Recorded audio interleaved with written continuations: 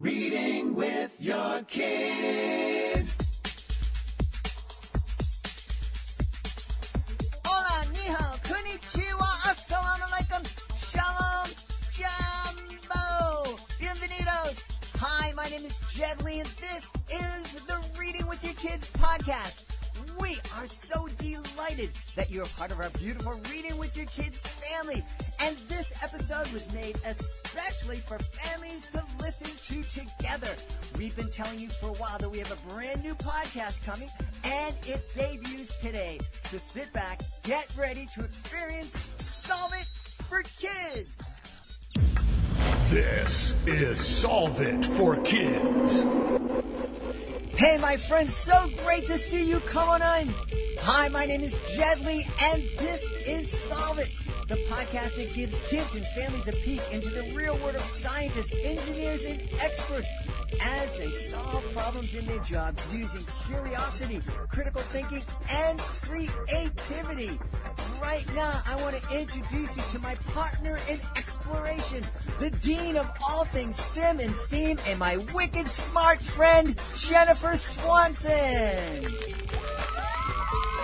Hey, Jed. Great to be with you for the first episode of Solve It for Kids. Jennifer, I am so excited. You know, I was thinking we should probably tell people what Solve It for Kids is all about. I agree. So Solve It for Kids is a science podcast where we chat with scientists, experts, and engineers and talk to them about some of the problems they solve in their own jobs. So kids, listen closely because you just might hear something that will help you solve problems that you have at home or problems of the whole world. And as a fun bonus, each guest has a challenge for you to solve. So let's get creative and let's get solving. This is excellent. I love this. We're going to get the kids involved, and every week we're going to spin this like wheel of problems and then talk to an expert that can tell us how they solve that problem. All right, let's spin the wheel right now. Oh, hold on, Jed. Okay. Not so fast. First, we have to give a shout out to our first Solve It for Kids team members. I thought the only people on this team were like me and you. Oh, no. Now, you know how science works and engineering works. We have to have lots of people from all different backgrounds on our team. Because one of the ways we learn is great things is when people come together and share their talents, ideas, and resources. And one of the ways kids can share their ideas with us is for them to become a team member of Solve It for Kids. Hey, how does someone become a Solve It for Kids team member? It's easy. All you have to do is invite your parents to visit our website, which is www.solveitforkids.com, and sign up. Awesome. So who are we giving a shout out to today? Well, we want to give a shout out to Derek in Massachusetts. Hey, Derek, what's up? Thanks for being a member of the Solve It for Kids team. Hey, listen, if you want us to give you a shout out here in the show, please invite your parents to visit our website. Okay, Jennifer, now, can I spin the wheel of problems now? Go for it. How do you map an underwater forest? Wait a minute. How do you map an underwater forest? There are underwater forests? How does a forest end up underwater? Oh, we are going to find out. My friend, Dr. Brian Helmuth from the Northeastern University and Nahant Marine Science Center is here to talk to us all about underwater forests.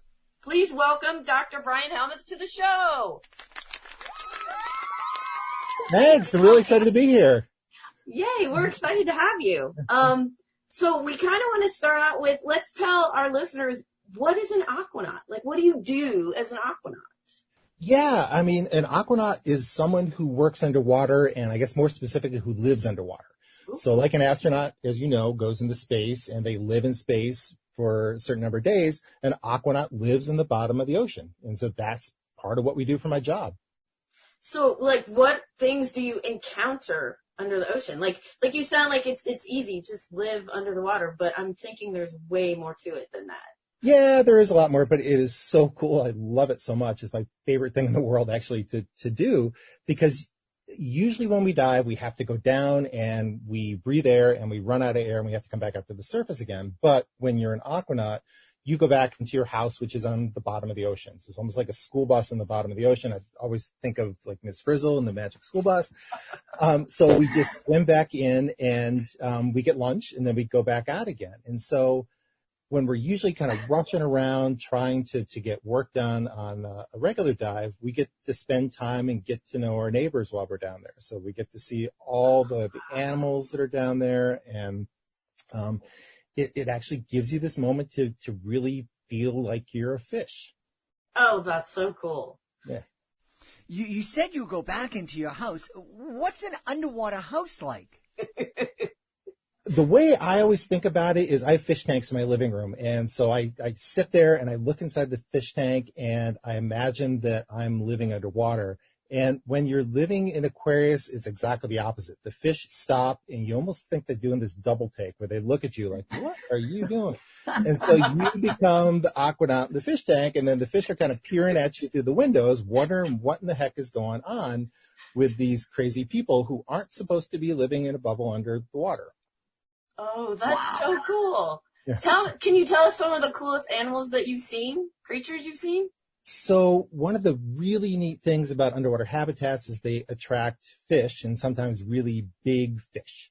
And so there is this enormous fish called a grouper that we named her Sylvia, after Dr. Sylvia Earle, who lives under the habitat.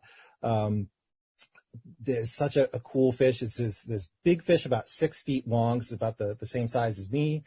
And they stun their prey by making noises. And so they make this noise in their chest that sends out this sound wave that stuns fish, and then they eat them. One of the really cool things, one of the missions I did, there was an octopus who laid her eggs outside of the window.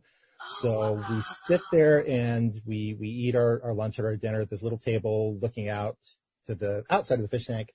And then we'd watch this octopus who would just constantly move the water over her eggs as they were developing, which is just amazing to see.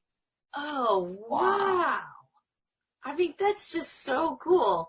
So I have to ask, were any of you stunned by the grouper? Nah, none of us got that close to her, but yeah.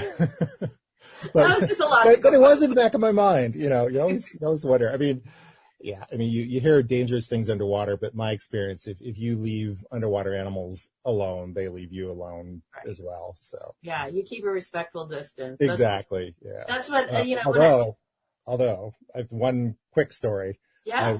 I was underwater with a teacher. We took a teacher down with us.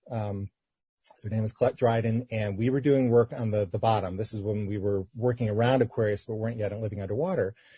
And she looked at me with the biggest eyes I think I've ever seen in a person, and then slowly pointed, and right under my leg was this giant moray eel that was slowly opening its mouth and closing, and it thought that I was just a nice rock to hide under. And so this big, probably 5-foot moray eel was sitting right under my leg, looking right at her, taking it all in. And, of course it didn't hurt me. But it's one of those things that it's a little shocking. Yeah. That's like having a snake, or it's like in Florida where I live, a crocodile or a gator sneak up on you. I mean, exactly. I would probably run, which is absolutely the worst thing to do. Yeah. You don't want to scare it, but yeah. Right. Same thing. Yeah. Imagine a big boa constrictor kind of sneaking up and just kind of peeking out behind you. I think I'll pass on that. Dr. Brian, how long did it take for you to get to the point where you were like, okay, there's an eel underneath my foot. No need to worry. Yeah, it's once you've done kind of some of the stuff long enough. I mean, I've fallen asleep underwater before when, we're working at night, and kind of, how your head bobs and you kind of wake up and you realize, oh boy, I'm underwater. So yeah, it's like any job. Once you do it enough times, you start to get used to it. But, it's even though you get used to it, it's still amazing. So clearly you do a lot of training to do this. So Yeah. tell our listeners, like, you're scuba qualled, and all this kind of stuff, but what kind of qualifications do you have to learn? Like, if these kids want to become an aquanaut, what would they kind of have to do? Yeah, so I started diving when I was 16 years old. I grew up in upstate New York and the Finger Lakes, and so we used to go diving on these shipwrecks that were in the Finger Lakes from the 1800s. And so I just grew up diving as much as I could. I went through training to be a rescue diver. At one point, we were scheduling a trip to go to Antarctica. And so I got trained as an EMT in diving to do diving rescues. But anybody that dives for science has to dive regularly and undergo first aid courses and CPR courses. Right. And even though it's really rare that something bad happens, we have to really be prepared for it. So really, it's like anything else. You practice it. And even if you're not old enough to dive yet, I grew up playing around in the woods, and like you guys are talking about, problem solving, and it's great practice for when you're underwater. Like how? So when you're in the woods and you don't have any tools with you and you have to figure out how to solve it, you work with the stuff you have at hand. And that's pretty much the same thing underwater, that you have what you brought with you, but usually you're not able to kind of quick run back up to the boat or back to the shore. You have to stay down there. So whatever you brought with you, that's what you have to solve the problem. Oh. So have you always wanted to be an aquanaut? You always wanted to be in the ocean? Yeah, for a little bit, I wanted to be an archaeologist and a paleontologist, but I'd say probably from when I was about 8 years old, I knew I wanted to be a marine biologist. I mean, I grew up in New York without any oceans around, but we had a lake. But my family used to go to the ocean once a year, and that was always just my absolute favorite thing to do. And of course, I grew up watching movies by people like Jacques Cousteau and saw the amazing underwater world. And so, yeah, I've kind of always wanted to do this. Well, so one of the things we want to talk about on this show, since we are talking about problem solving, is tell us about your latest adventure/research project, which I know all about because I think it's very exciting. But let's share it with our listeners. Yeah, this is so cool. So 2 ice ages ago, not the last ice age, but 2 ice ages ago, about 60,000 years ago, there was a cypress forest. And it, over time, as the ice melted and sea levels rose, again, we know that sea levels rise naturally, but it normally takes tens of thousands of years for that to happen. Now we're seeing a lot faster. Eventually, that forest got covered by water and then got covered by dirt, by sediment that was building on top of it until it became buried. And it's been locked away for the last 60,000 years until a big hurricane came along, Hurricane Ivan came along and uncovered it. And so a couple of fishermen off the coast of Alabama started noticing they're catching a lot of fish, didn't know why, so they went to a dive shop. And people went out and dove, and they found an underwater forest, which sounds absolutely crazy. Yeah. But there are stumps in place. There are branches everywhere. People have actually found some leaves even that are locked away. So what we were doing on this last trip, we went down in December, was we wanted to figure out what was living there, because much in line with this show, the way we know evolution works is it forces animals or the animals that are able to adapt to solve these problems over evolution are the ones that survive. Right. And so living on wood is a really tricky thing to do. And so there are all these animals that only live on wood, and they've come up with these just amazing solutions for how to do that. And a lot of that involves making chemicals that allow them to do that. So part of our team wanted to go down and see what kind of chemicals they could find to make medicine from it. Right. We were really interested to see what different kinds of animals there were, whether it was different from what was in the surrounding water.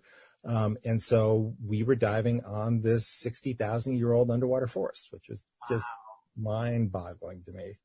Yeah. Were there roads through this forest, like paths? Yeah, so the place that we dove was actually an ancient riverbed. And so when we went down, you could easily imagine if you've ever been in kind of like a canoe or a boat and you go along and see a forest that goes right up to the water's edge and all the roots are sticking out and the trees are right at the edge. That's a lot what it looked like, because you could see the tree roots sticking out. There was wood that was coming out that was buried in mud and kind of falling into what used to be this ancient riverbed. So we were just swimming along the edge of what used to be this river that was now 60 feet underwater. Wow, that's really incredible. What was it like? How did you feel swimming along this river that was under the ocean? To be honest, it was really spooky. So I've been diving for a really long time. But it was this beautiful sunny day. And so we were expecting to go down there and have everything go perfectly. We got down and it was like swimming in chocolate milk. We realized we couldn't see our hands in front of our faces. We knew that there were sharks in the area, and you know, even though they usually don't bother you, it still is in the back of your mind that you're swimming around and you can't see what's 2 feet behind you. So it was both exciting and a little spooky the first time we went down. I mean, I don't even know what to say for that, right? like, how do you go down? That's like being in a completely dark room and then trying to have to move your way around, kind of like I assume you swim with your hands in front of you so you know what's coming. I mean, yeah, it's almost like if you went into a dark room and you knew that there was a railing that you could hang on to, or you just put your hand on the wall, because you have something to touch. That's kind of what we would do, is we would go along and then swim along this bank and just kind of have our hand on the wall.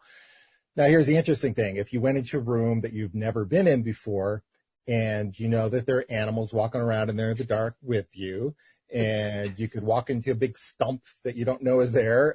That's kind of what it was at that point, because we had flashlights, but they didn't work because there was just so much stuff in the water that it would just bounce back. Did you accidentally touch any creatures when you were swimming around in the muck? So I didn't, but one of the people I was diving with went down and put his hand on what he thought was a log, and it turns out it was a turtle. And all of a sudden it moved, and he jumped back because he could jump underwater because he had put his hand on a turtle fin. I'm sure the turtle was surprised too. Well, so I'm assuming, okay, I mean, I don't know if you know this, but animals can then see themselves. Can they see better than us in that type of medium, so to speak, where it's all, or do they just swim around and it doesn't bother them? Do you know?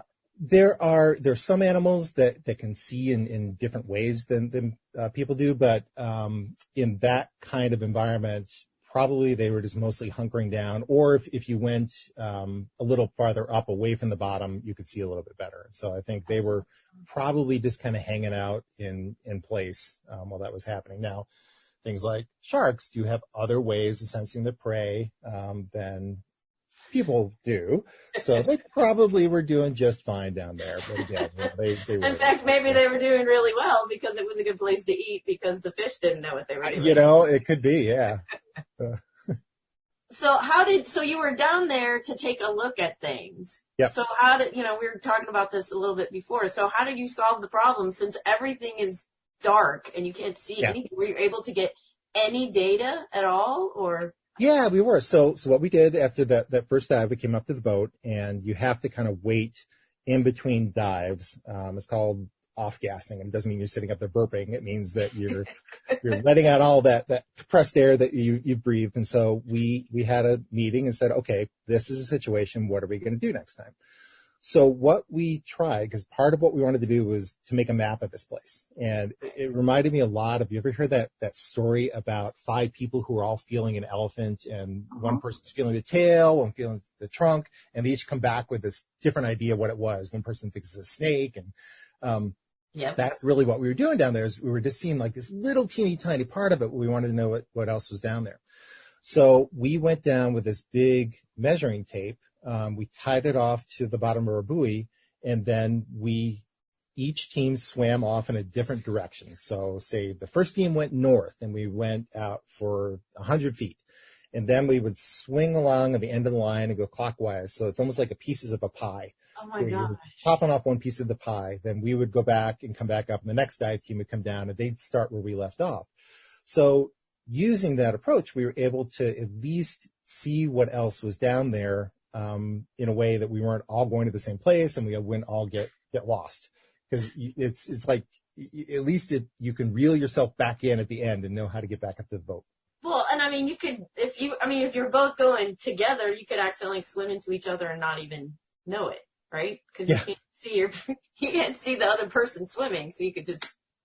Probably not be good. Yeah. I when I first started diving, I used to wear really dark colored gear, probably because I thought it was cool, and now I wear like really bright colored stuff because I want people to be able to find me if I get lost. Dr. Brian, I'm wondering, when you're swimming around in the muck and you can't see your hand in front of your face, and I'm guessing your cell phone doesn't work down there, how do you communicate with each other? Yeah, you learn hand signals. I mean, it really helps if you know the person you're diving with. And so the person I dove with was, his name was Francis Troy, and he's worked with me for a long time in my lab. He runs my lab. And so we know each other pretty well. And almost to the point where you can guess what the other person is thinking, but we use hand signals. We take down, we call them slates. It's basically a piece of plastic that a pencil can write on. And we tried that. The problem is that it was so dark down there with so much stuff in the water, you couldn't even read what we were writing on the slates. And so it was, we called it diving by braille because we were really kind of bouncing along really clumsily, trying not to run into things. But yeah, you need to rely on somebody else and work together. It was disorienting, I would imagine. Yeah. I mean, because if, even when you dive, I know sometimes people can get disoriented, which is up and which is down, depending on where you are in the depth. But not being able to see, wasn't that like, were you still able to think that I'm upright, so up must be up, I mean. Yeah, that was the nice thing about being able to touch something, because you're exactly right. So going back to what you're saying about being in a dark room, now imagine that you're not only going backwards and forwards, you're also able to climb the walls, or you're floating up and you don't know you're floating up until your head hits the ceiling. And so it's that importance of, this experiment, everybody, we could try. Turn off the lights in the room till it's really dark. Don't do it if there's anything you're going to really bump your head into. But it's really important just to be able to touch something, because it gives you that reference point of where you are, that you're in the bottom, and it's comforting. It was scary. I grew up thinking that scuba diving was all going to be, being able to see for miles and miles underwater and these beautiful, pristine waters. But I found out that lots of times it's like this. It's like you can't see anything, but you still have to get the job done. So you just sit down and remind yourself that, I know what I'm doing, and I'm going to be careful, and I've got other people with me who I trust, and you get it done. So you give yourself a pep talk when you're done. Yeah, exactly. Yeah, no, it's sometimes pretty scary down there, but I love it. Well, and then of course we're talking that you're diving at 60 feet, right? So you can't just go up really fast if you get nervous or whatever, right? You have to be aware of the depth. Yeah, you can really get hurt if you do that. And so when you're breathing out of a scuba tank, all that air is squished into the tank at a high pressure, and then you breathe it, and your body is under pressure too. And so if you come up too fast, it makes bubbles in your blood or in your lungs that can really, really hurt you. And so you really have to make sure you come up slowly. You don't hold your breath. That's part of the training that you do. Because that, to me, would be my instinct. If I would have touched the turtle, I'd have been like, I'm out of here, man. That's one of the first things that they really drill into you when you live on the bottom, when you're an aquanaut, because then your body is like, you ever taken like a Coke can and you shake it up to like spray it on your sister? I used to do that to my little sister. It's the same thing. That's all those bubbles, and when that kind of explodes, it's all the carbon dioxide bubbles that's in a soda can. When you're living on the the ocean for a long time, that's what happens to your body. So you cannot go to the surface. So they really drive it home. You stay on the bottom. If you get into trouble, you go back to the habitat. You do not go to the surface. So I'd have that training, which helped. I'm wondering, Dr. Brian, what was the most amazing thing you learned from this expedition? So it was almost like stepping back in time to see something that was 60,000 years old. And one thing I should have said is when we pulled this wood out, it looked like something that you could throw in a fireplace. It was all the colors are there. The bark was still on there and it was locked away. And to know that it had been locked away in this pristine vault, I guess is what kind of want to think about it. And that we were discovering it. It was this reminder that there is so much out there that we don't know yet. I mean, this was really rare, but there are probably more places like this. I mean, it's absolutely true that we know more about the surface of the moon than we do the bottom of the ocean. And so there's all this stuff out there to discover that we have no idea about. This was just like looking at one little tiny piece of that. So that to me was the most amazing thing. It was just this really cool reminder of how much there is to do in the ocean. Dr. Brian, one of our listeners, Stephanie, she has a question for you. I was wondering if you need more people to become aquanauts. Yeah, absolutely. Yeah, we need a lot more aquanauts. we need a lot more people to start exploring the ocean.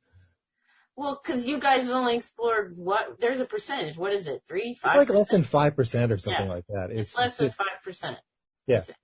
Yeah, it's something really, really small. And so there's just so much to do. And the ocean provides so much. Every other breath we take is oxygen from the ocean, right? Yep. And so we're really kind of racing to try to figure out how the ocean works. This has been amazing for me because I love learning about all this. And of course, I think the science is awesome. Do you have anything that you'd like to say to kids who maybe want to become aquanauts or study marine biology? Yeah, do it. Please do it. You really need people. And I guess the one thing is that there's no one right way to do it. There's no like set path that you have to do first this and this. It's all figuring out what you're good at and following your passions. So I have colleagues who are really good at photography or artwork. I have others who are really good at storytelling. Some people I work with are really good engineers. And so there are all these different strengths that you can bring to the table. So I think it's figure out what you love to do and then just practice it. And it's never too early to start practicing that and learning everything you can. Yeah, I think that's great advice. I mean, when my background is I started a science club in my garage when I was 7, and here I am all these years later, talking to scientists. And while I don't always get to go out in the field, I'm so excited to learn about stuff like this. It's like the little kid in me is going, oh my gosh. Well, exactly. That's exactly what we need. I mean, I think inside every scientist is a kid who gets really excited about this stuff. I mean, it's amazing. It's an amazing world out there. Dr. Brian, you're right. It is an amazing world. And this has been an amazing interview. And I just love learning all about being an aquanaut. But, we would like to make our show totally interactive. So right now, it's time for The Challenge. Brian, on Solve It, we like to have a challenge for all of our listeners. So what challenge do you have for our listeners today? Sure. So the challenge we faced was having to dive underwater where we couldn't see anything. So what I would want everyone to do is to make their own forest. You can make it out of anything. Make it something soft so you don't bump your head, but make it out of pillows, make it out of cardboard. Make your own underwater forest someplace in your living room and do what we did. Run a string through it, run anything through it that you can follow with your hands. And then just to make it more fun, let's make your parents do it too. So why don't you hide something in there, like some pennies or some candy, and say, all right, Mom and Dad, here's a blindfold. I want you to be an aquanaut and find your way through the forest without being able to see. That sounds awesome.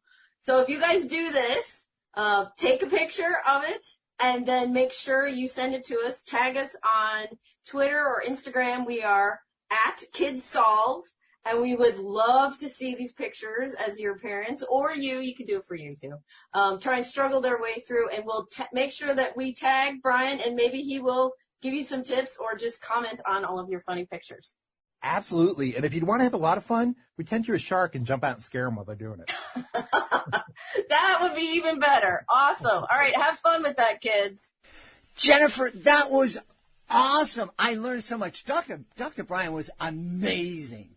He is amazing, isn't he? Yes, Brian Helmuth knows a lot about a lot of cool things. And just think what amazing things future Aquanauts, like all of you out there, are going to learn about the ocean. I know, like maybe one of the kids out there is going to become an Aquanaut and discover a cure for going bald. I would love that. And I can't wait to see the pictures of the kids exploring their worlds blindfolded. Safely, of course. Safely, of course.